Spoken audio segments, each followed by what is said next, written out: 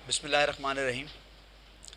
आज की इस प्रेस कॉन्फ्रेंस बुलाने का मकसद आपको एक ब्लाइंड मर्डर केस के बारे में प्रोग्रेस बतानी थी और उसमें आपको पुलिस की कामयाबी, पुलिस की काविशों और पुलिस की डेडिकेशन का बताना था कि टंडोलियार पुलिस ने एक ब्लाइंड मर्डर को किस तरह ट्रेस किया है। 14 तारीख का वक़ुआ है, 14 अप्रैल को, कि हमें कॉल मौसूल होती है कि नसरपुर ताजपुर लिंक रोड पे महफन लगारी के आम के बाग में एक डेड बॉडी पड़ी हुई है।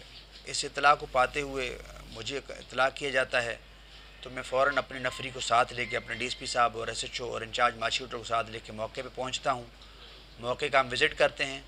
मौके पे हमें एक 30 से 35 साल के एक नौजवान लड़के की लाश मिलती है जिसके पास कोई शनाख्ती अलामत नहीं होती। उसकी जेब में कोई मोबाइल नहीं होता, कोई पर्स नहीं होता, कोई कार्ड नहीं होता। उसकी जेब से सिर्फ हमें जो है एक दो चीज़ें मिलती हैं, सुपारियाँ मिलती हैं उसके जेब से हमें, और उसके पास बाकी कुछ उसके गर्दन में होता है। और उसकी बॉडी पे 4 बुलेट शॉट्स होते हैं, एक उसके सर पे होता है, बाकी 3 बुलेट शॉट्स उसके हमें छाती पे मिलते हैं। ये मौका मुआयना करने के बाद मैं अपनी टीम को डायरेक्शन देता हूँ कि हम इस डेड लाश की जो है पोस्टमार्टम करवाते हैं। इस लाश का पोस्टमार्टम करवाने के फ़ौरी बाद हमने तमाम सोशल मीडिया पे, मेन स्ट्रीम मीडिया पे उसकी तस्वीरें वायरल की ताकि उस लाश की शनाख्त हो सके, क्योंकि नामालूम डेड बॉडी को सबसे पहले जो है शनाख्त करना एक इम्पॉर्टेंट काम होता है और वो होने के बाद ही तफ्तीश आगे बढ़ती है। तो हमने पूरी मीडिया में इसको सर्कुलेट किया। उसके साथ ही साथ हमने उस मकतूल के फिंगरप्रिंट लेके हमने कराची आईजी ऑफिस भिजवाए, जहाँ पे आईजी साहब की तरफ से नादरा का सिस्टम लगा हुआ है जिससे हम आइडेंटिफाई करते हैं डेड बॉडीज़ को। तो जब फिंगरप्रिंट का रिज़ल्ट वहाँ पहुँचा तो हमें दिन को अगले दिन 15 तारीख को 12 बजे वहाँ से रिज़ल्ट मौसूल हुआ कि ये जो मकतूल था इसका नाम अली रज़ा आरई है, वल्द मोहम्मद लतीफ़ आरई। ये इसका एड्रेस बदीन का है, टंडो बागो का रिहायशी था। ये जो इसका परमानेंट एड्रेस आ रहा था, उसका शनाख्ती कार्ड नंबर निकाला तो वहाँ से हमें उसके मोबाइल नंबर्स मिल गए। फिर हमने उसकी फैमिली से रब्ता किया, उसके वालिद साहब आ गए, उन्होंने आके फिर उसकी शनाख्त की। तब तक हम उसकी सारी कार्रवाई करा चुके थे, एविडेंस कलेक्शन हो चुकी थी, मौके से हम फिंगरप्रिंट ले चुके थे और उसके बाद हमने पोस्टमार्टम भी करा चुके थे उसी दिन। तो उसके वालिद साहब ने आके उसकी मुद्दत में फ़ायर दर्ज करवाई, जिसका 53/22 PS 20 सेक्शन पे मुकदमा दर्ज हुआ बजरुम 302 और 34 PPC के तहत, और हमने तफ्तीश का आगाज़ किया। इस तफ्तीश के लिए हमने एक GIT बनाई जिसमें GIT के सरबराह DSP सिटी अब्दुल कादिर मेमन साहब थे और उनकी हमरा इंचार्ज CIA यासीन प्रगट, SHO 20 सेक्शन गुलाम हैदर ब्रूही और इंचार्ज मार्च शूटर अल्लाह वसाई नोडी इस GIT के मेंबर थे और उन्होंने बड़ी डेडिकेशन से काम किया। इस GIT ने इस केस के हर पहलू को जांचा।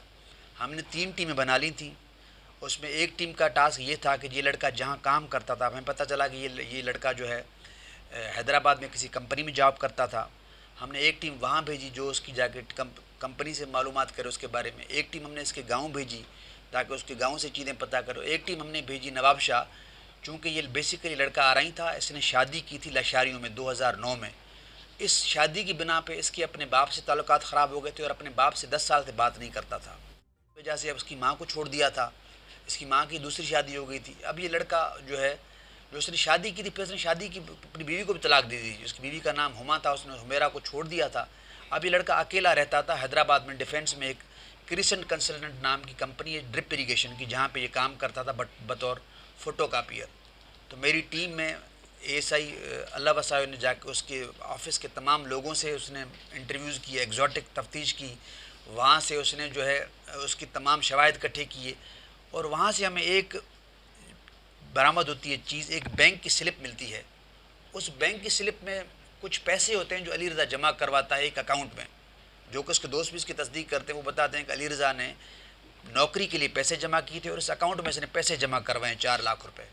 और वो अकाउंट होता है तमसील सलीम के नाम, जो कि हमारी मुलज़िमा है इस वक्त। उस अकाउंट को हम फर्दर वेरीफाई करते हैं, फिर हमें इस लड़की का पता चलता है जो कि अली रज़ा की फूफी की बेटी है। अली रज़ा और इसकी आपस में दोस्ती भी थी, इनके आपस में अच्छे ताल्लुकात थे।